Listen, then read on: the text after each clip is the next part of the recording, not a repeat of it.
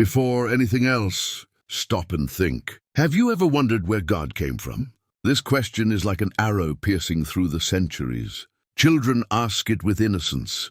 Philosophers wrestle with it in fear, and even the most devoted believers in the silence of the night have let this doubt echo in their minds. It doesn't matter if you are a believer, a skeptic, or just curious. This question has the power to keep anyone awake at night. It's uncomfortable, isn't it? Because everything we know has a beginning. Mountains were formed, oceans appeared. The universe had a starting point. So how can we believe in a God who simply is, who never began, who was never created? The human mind cries out for logic, for a point of origin, but the Bible dares to declare something that challenges every rule we know. Before you try to run away from this mystery, take a breath. Let's walk together through ancient pages, through words that have crossed empires, deserts, and generations. The question, where did God come from, is not new. It has been on the lips of prophets, psalmists, and the earliest Christians. And the Bible's answer is not just a concept. It's a revelation that changes how you see time, space, and even your own existence. The first clue is right at the beginning in Genesis 1:1. In the beginning, God created the heavens and the earth. Notice, in the beginning, God. It doesn't say God began there. It says that when everything we call the beginning happened, he was already there. This means that while the universe was taking its very first breath, God wasn't coming into existence, he already was. The beginning is the starting point of the universe, not of God. It's like looking at a clock and realizing that the clockmaker isn't bound by the time it measures. He is the creator of the very clock itself. That's how it is with God. Time is his creation, and the Creator exists beyond it. This is mind-bending because we are trapped by minutes and hours, but the Bible invites you to imagine a being who lives in a realm where there is no sunrise or sunset. Psalm 92 reinforces this truth. Before the mountains were born, or you brought forth the earth and the world, from everlasting to everlasting you are God. Notice the weight of these words, from everlasting to everlasting. It's not just a very long time, it's the absence of a beginning and an end. Eternity is not an infinite calendar.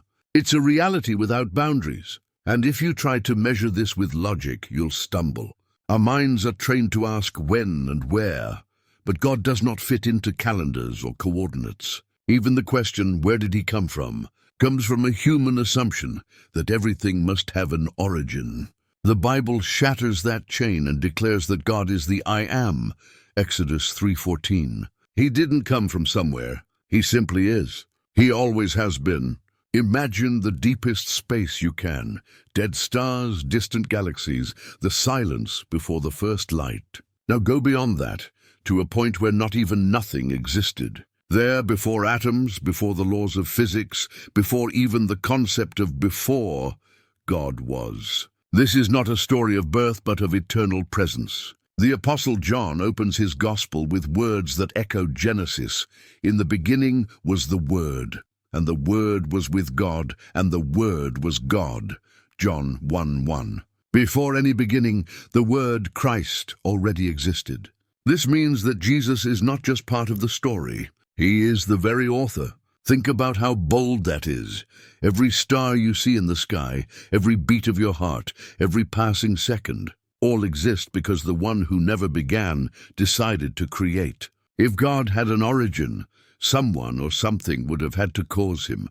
But if something caused God, that something would be greater than him. And by definition, God is the ultimate being beyond whom nothing is greater. That's why the Bible calls God the Alpha and the Omega, Revelation 1:8, not as someone who has a point A and a point B, but as the one who is the very source and the ultimate end of all things. He's the beginning of everything, not because he had a beginning, but because he gives beginning to all things. It's like trying to find the source of a river that has no origin, because it is the very water that flows into every spring. That's why the Bible doesn't try to prove God's existence. It assumes it. The focus is not on explaining his origin, but on revealing his character. And here's where something astonishing happens. The God who needs nothing chooses to reveal himself to you. The God who is outside of time steps into history, takes on flesh, feels pain, cries and loves. The eternal becomes human in Christ so that you, a limited being, can know the limitless. This is where the question changes. It's no longer where did God come from, but why did he come to us? Eternity didn't stay distant. It leaned down to embrace you. The God without a beginning entered your timeline to give you a future without end. Now close your eyes and imagine you're standing before something that has no date, no limit, no weakness.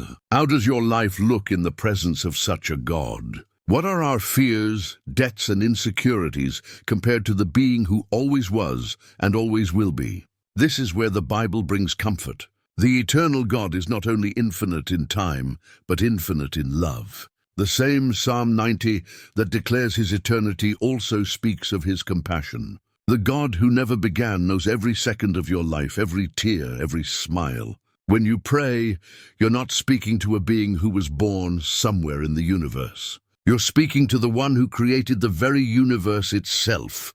The same God who existed before Genesis is listening to your voice right now. This truth changes everything. If God is eternal, his promises are too.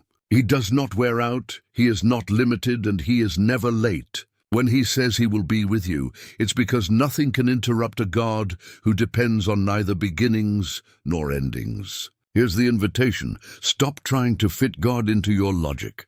Instead, let yourself be captivated by his greatness. The question, where did he come from, fades in the light of who he is. The infinite is not meant to be dissected but worshipped.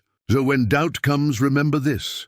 Before the first atom existed, God already loved you. Before the first second ticked, he already dreamed of your name. He has no origin because he is the origin of everything, including your purpose. This is the message of the Bible. The God without a beginning chose you, not to be a lost piece in the universe, but to share in his eternity. He didn't come from anywhere because he is the very place where life begins. Now the decision is yours. You can keep chasing answers that fit into calculations, or you can surrender to the mystery that fills the heart. God doesn't expect you to understand every detail. He expects you to trust. And that's why today, right now, he whispers to your heart, I am, not a distant past, not an uncertain future, but a living presence right now. If this message spoke to you, don't let it fade away. Share it, reflect on it, pray about it. Let this video be the beginning, not of God, but of your encounter with him. If this mystery touched you, like this video, share it with someone who is also searching for answers and leave your comment. Let's explore together more of the word that reveals the God who always was and always will be. O ChatGPT Podcometer Eros.